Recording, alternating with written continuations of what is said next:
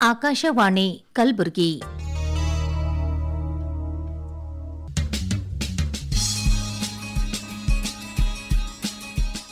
ಹೊಸ ಓದು ಪುಸ್ತಕ ಪರಿಚಯದ ಸಾಪ್ತಾಹಿಕ ಕಾರ್ಯಕ್ರಮ.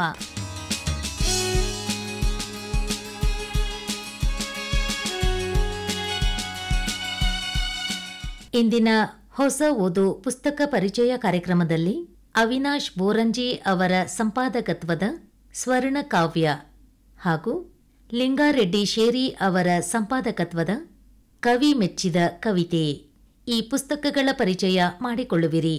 ಪುಸ್ತಕಗಳನ್ನು ಪರಿಚಯಿಸುತ್ತಾರೆ ಅರ್ಚನಾ ಜೈನ್.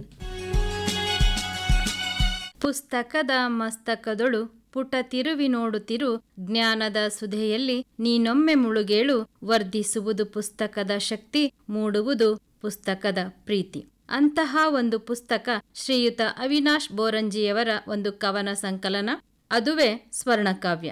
ಸುಂದರ ಮುಖಪುಟ ಹೊಂದಿದ ಹೊತ್ತಿಗೆ ಒಟ್ಟು 50 ಪುಟ್ಟ ಪುಟ್ಟ ಒಳ್ಳೊಳ್ಳೆ ಸಂದೇಶ ನೀಡುವ, ಭಾವನಾಲೋಕಕ್ಕೆ ಕರೆದೊಯ್ಯುವ, ಪರಿಸರದ ಕುರಿತು ಜಾಗೃತಿ ಮೂಡಿಸುವ, ದೇಶದ ಬಗ್ಗೆ ಹೆಮ್ಮೆ ಪಡುವ, ಹೀಗೆ 10 ಹಲವಾರು ಕವನಗಳು ಇದರಲ್ಲಿವೆ.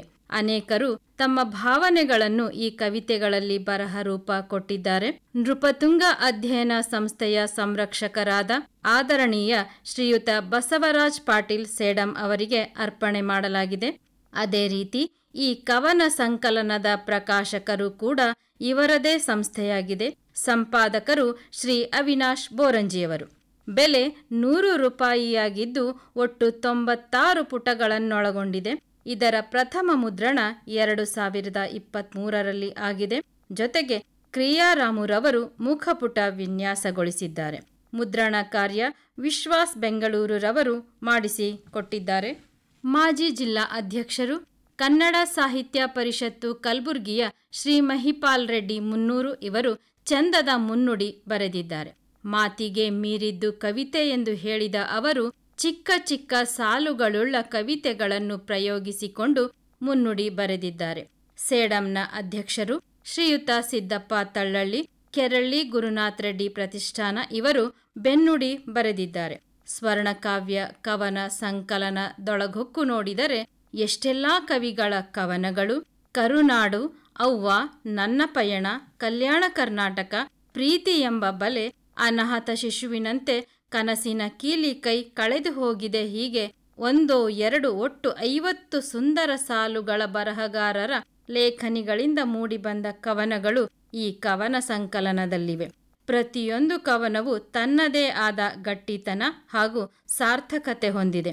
ಇವುಗಳಲ್ಲಿ ಎಲ್ಲ ಕವನಗಳು ಓದುಗರಿಗೆ ಇಷ್ಟವಾಗುವಂತಹುಗಳೇ. ಅಮರಮ್ಮ ಪಾಟೀಲ್ ರವರ ಆತ್ಮ ಸೌಂದರ್ಯ ಗೌಣ ಎಂಬ ಕವನ ಬಹಳ ಸುಂದರವಾದ ಹಾಗೂ ನನಗಿಷ್ಟವಾದವುಗಳಲ್ಲಿ ಒಂದು. ಅಕ್ಷರಗಳ ಮಾಲೆ, ಅದರಲ್ಲಿರುವ ಹಾಗೂ ಮುದ ನೀಡುವ ರಸಿಕತೆಯ ಭಾಷೆ, ಅವಳ ಅವನ ಭಾವನೆಗಳಿಗೆ ನೀಡಿದ ಅಕ್ಷರ ರೂಪ ಬಲು ಸುಂದರ.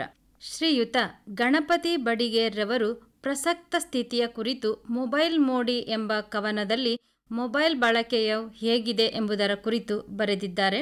ಅದರ ಸಾಲುಗಳು ಇಂತಿವೆ. ಈ ಮೊಬೈಲ್ ಎಂಬ ಗಾರುಡಿ ಎಲ್ಲರಿಗೂ ಮಾಡ್ಯಾದ ಮೋಡಿ, ಎಂಥ ಆಶ್ಚರ್ಯ ಇದೆ ನೋಡಿ, ಬೆರಳಾಡಿಸ್ತಾನೇ ಇರ್ತಾರ ದಿನವಿಡಿ. ಯುವಕರು, ಮುದುಕರು, ಹೆಂಗಸರು ಈ ಮೊಬೈಲ್ಗೆ ಮಾರು ಹೋದವರು, ದೀಪ ಹಚ್ಚಿ ಹುಡುಕಿದರೂ ಸಿಗಲಾರರು, ಕೈಯಾಗ ಮೊಬೈಲ್ ಇಲ್ಲದವರು. ಕಿವಿಯಲ್ಲಿ ಸಿಗಿಸ್ತಾರ ಹೆಡ್ಫೋನು, ಕಡಿದಂಗ ಕುಣಿತ ಹೆಜ್ಜೇನು, ಎದುರಿಗೆ ಯಾರು ಬಂದ್ರೂ ಇವರಿಗೇನು, ದಾರ್ಯಾಗ ಹೋಗುವವರ ಇರುವವರ ಪಾಡೇನು.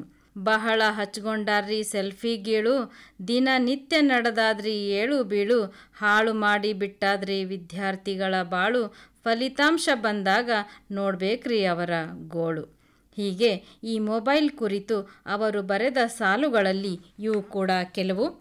ಅದೇ ರೀತಿ ಇನ್ನೋರ್ವ ಕವಿಯತ್ರಿ ನಾಗಲಕ್ಷ್ಮಿ ಪಾಟೀಲ್ ರವರ ಅಪ್ಪ ಎಂಬ ಕವನವು ಕೂಡ ನನಗೆ ತುಂಬ ಇಷ್ಟವಾಯಿತು. ನನಗೆ ನಮ್ಮಪ್ಪನ ನೆನಪು ಕೂಡ ಆಯಿತು. ಎಲ್ಲೂ ಸಿಗದ ಅಮೂಲ್ಯ ರತ್ನ ನನ್ನಪ್ಪ, ಬಂಗಾರದ ಬೆಲೆಯೂ ಇವರ ಮುಂದೆ ಶೂನ್ಯ. ಸಮುದ್ರ ಸಾಗರದಂತೆ ಅವನ ಪ್ರೀತಿ, ನಾನಂತೂ ಎಲ್ಲೂ ಕಂಡಿಲ್ಲ ಅವನಂಥ ಪ್ರೀತಿ. ಮಮಕಾರದ ಕರುಣಾಮಯಿ ನನ್ನಪ್ಪ, ಸರಿಯಾದ ಮಾರ್ಗದರ್ಶನ ನೀಡುವ ಗುರು ನನ್ನಪ್ಪ. ಸದಾ ಒಳಿತನ್ನೇ ಬಯಸುವ ಜೀವ ನನ್ನಪ್ಪ. ಅಪ್ಪ ಅರ್ಥವೇ ಆಗದ ದಪ್ಪನೆಯ ಪುಸ್ತಕದ ಹಾಳೆಗಳ ನಡುವೆ ಸದಾ ಮೂಡದೆ ಕುಳಿತ ಒಲವ ಪತ್ರದಂತೆ, ತನ್ನೊಡಲಲ್ಲೇ ಮುತ್ತನ್ನು ಬಚ್ಚಿಟ್ಟು ಕಾಳಜಿ ತೋರುವ ಕಪ್ಪು ಚಿಪ್ಪಿನಂತೆ. ಇಂತಹ ಅನೇಕರ ಲೇಖನೆಯಿಂದ ಭಾವನಾಲಹರಿ ಕವನದ ರೂಪದಲ್ಲಿ ಹರಿದು ಬಂದಿದೆ ಈ ಸ್ವರ್ಣಕಾವ್ಯ ಕವನ ಸಂಕಲನದಲ್ಲಿ. ಕಥೆ, ಕವನ ಬರೆಯುವ ಗೀಳು ಎಲ್ಲರಿಗೂ ಮುದ ಹಾಗೂ ಹಿತ ನೀಡುವುದು. ಪುಟ್ಟ ಲೇಖನಗಳೇ ಮುಂದೊಂದು ದಿನ ಕಾದಂಬರಿಗಳಾಗಬಹುದು. ಸ್ವರ್ಣಕಾವ್ಯ ಕೂಡ ಎಷ್ಟೋ ಬರಹಗಾರರಿಗೆ ನಾಂದಿಯೂ ಕೂಡ ಹೌದು. ಶ್ರೀಯುತ ಲಿಂಗಾರೆಡ್ಡಿ ಶೇರಿಯವರ ಪುಸ್ತಕ ಕವಿ ಮೆಚ್ಚಿದ ಕವಿತೆ. ಈ ಪುಸ್ತಕದ ಪ್ರಕಾಶಕರು ಸಮ ಸಾಹಿತ್ಯ ವೇದಿಕೆ ಸೇಡಂರವರು. ಒಟ್ಟು 92 ಪುಟಗಳನ್ನೊಳಗೊಂಡ ಈ ಪುಸ್ತಕ 100 ರೂಪಾಯಿ ಬೆಲೆ ಹೊಂದಿದೆ. ಮೊದಲ ಮುದ್ರಣ 2023ರಲ್ಲಿ ಸುಮಾರು 1,000 ಪ್ರತಿಗಳು ಹೊರಬಂದಿವೆ. ಡಾಕ್ಟರ್ BR ಅಣ್ಣಾಸಾಗರ್ ಅಧ್ಯಕ್ಷರು, ಸಮ ಸಾಹಿತ್ಯ ವೇದಿಕೆ ಸೇಡಂ ಇವರು ವೇದಿಕೆಯ ದಶಮಾನೋತ್ಸವ ಸಂಭ್ರಮದ ಹೆಜ್ಜೆಗಳ ಕುರಿತಾಗಿ ಸವಿಸ್ತಾರವಾಗಿ ಲೇಖನಿಸಿದ್ದಾರೆ. ಕವಿ ಮೆಚ್ಚಿದ ಕವಿತೆ ಲೇಖನಗಳ ಕವನ ಸಂಕಲನ ಬೆನ್ನುಡಿ ಸಮ ಸಾಹಿತ್ಯ ವೇದಿಕೆ ಸೇಡಂ ಒದಗಿಸಿದೆ. ರಾಜ್ಯದ ವಿವಿಧ ಜಿಲ್ಲೆಗಳ 36 ಜನ ಲೇಖಕರು ಒಳ್ಳೆಯ ಕವಿತೆಯ ಲಕ್ಷಣಗಳನ್ನು ತಮ್ಮದೇ ಆದ ಪರಿಭಾವನೆಯ ಮುಖಾಂತರ ತಿಳಿಸಿದ್ದಾರೆ.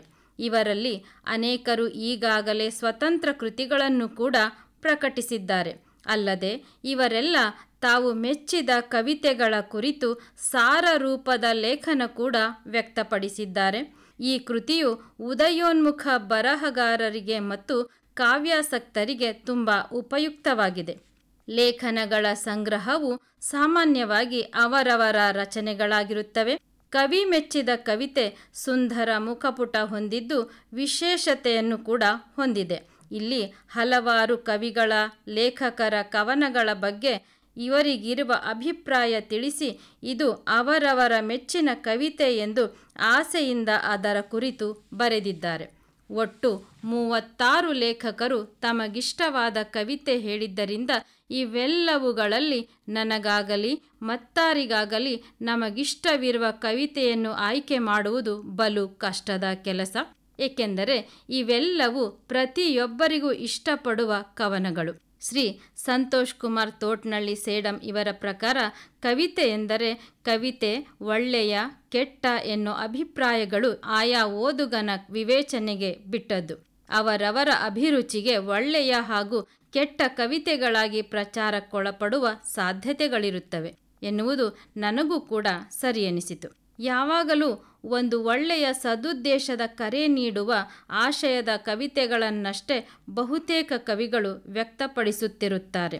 ಅದೇ ರೀತಿ ಶ್ರೀಮತಿ ಶಾಂತಾ ಪಸ್ತಾಪುರ್ ಅವರು ಬರೆದ ಕುಸುಮಮಾಲೆ ಕವನ ಸಂಕಲನದ ಶೋಷಣೆ ಎನ್ನುವ ಕವಿತೆಯನ್ನು ನಾ ಮೆಚ್ಚಿದ ಕವಿತೆಯಾಗಿ ಅಭಿಪ್ರಾಯ ವ್ಯಕ್ತಪಡಿಸಿದ ಶ್ರೀಮತಿ ಚಂದ್ರಕಲಾ ಎಂ ಪಾಟೀಲ್ ರವರ ಮಾತು ಕೂಡ ತುಂಬಾ ಹಿಡಿಸಿತು.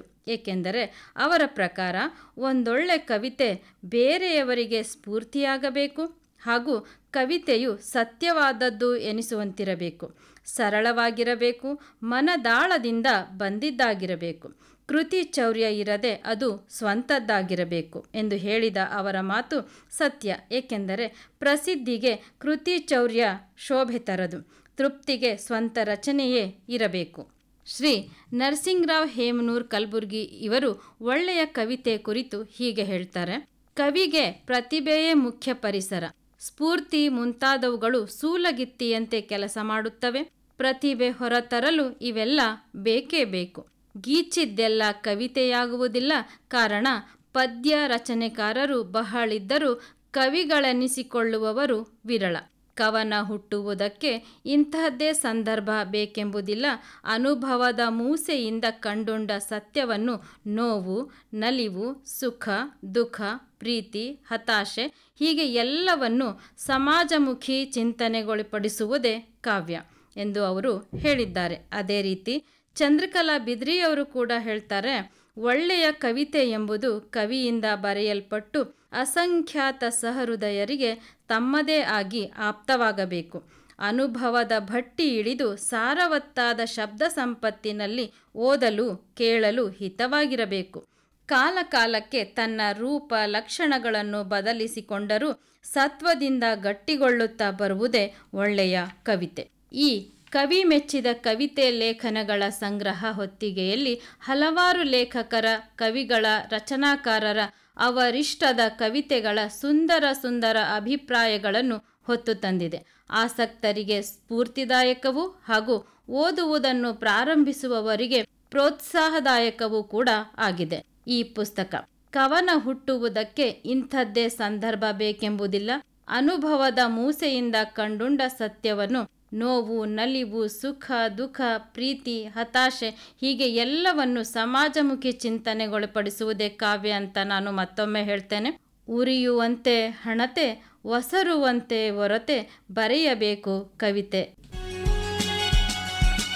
ಇದುವರೆಗೆ ಹೊಸ ಓದು ಪುಸ್ತಕ ಪರಿಚಯ ಕಾರ್ಯಕ್ರಮದಲ್ಲಿ ಅವಿನಾಶ್ ಬೋರಂಜಿ ಅವರ ಸಂಪಾದಕತ್ವದ ಸ್ವರ್ಣ ಕಾವ್ಯ ಹಾಗೂ ಲಿಂಗಾರೆಡ್ಡಿ ಶೇರಿ ಅವರ ಸಂಪಾದಕತ್ವದ ಕವಿ ಮೆಚ್ಚಿದ ಕವಿತೆ ಈ ಪುಸ್ತಕಗಳ ಪರಿಚಯ ಮಾಡಿಕೊಂಡಿರಿ. ಪುಸ್ತಕಗಳನ್ನು ಪರಿಚಯಿಸಿದವರು ಅರ್ಚನಾ ಜೈನ್.